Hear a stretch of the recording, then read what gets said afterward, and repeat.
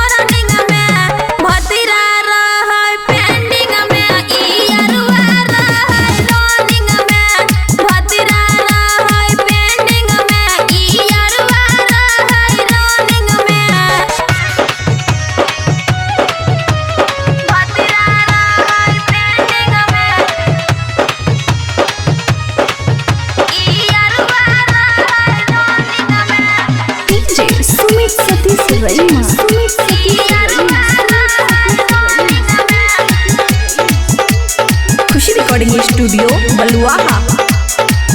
16 हो सिंगार हमर होई छै बेकार गे, की कहियो तोरा चढ़ल कपार गे,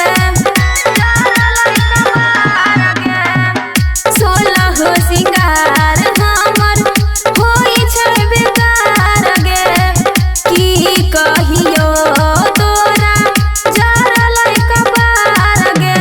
चढ़ल जवानी हमर सखी हरदम रहै जरनिंग में, चढ़ल जवानी हमर सखी हरदम रहै जरनिंग में, भतीरा रहै पेंडिंग में, ई अरुआ रहै रनिंग में, भतीरा रहै पेंडिंग में, ई अरुआ रहै रनिंग में,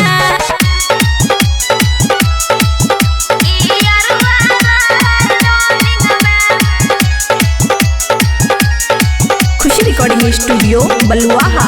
होठ के लाली कखनो चूसै नै मान गे, बबुआ राहुल खाय छै हमर सावधान गे, हमर सावधान गे।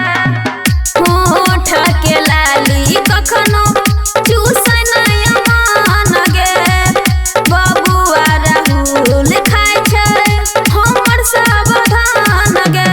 बेसी दिक्कत है तै सखी छोड़ देबै टर्निंग में, बेसी दिक्कत है तै सखी छोड़ देबै टर्निंग में, भतीरा रहै पेंडिंग में, ई अरुआ रहै रनिंग में, भतीरा रहै पेंडिंग में, ई अरुआ रहै रनिंग में।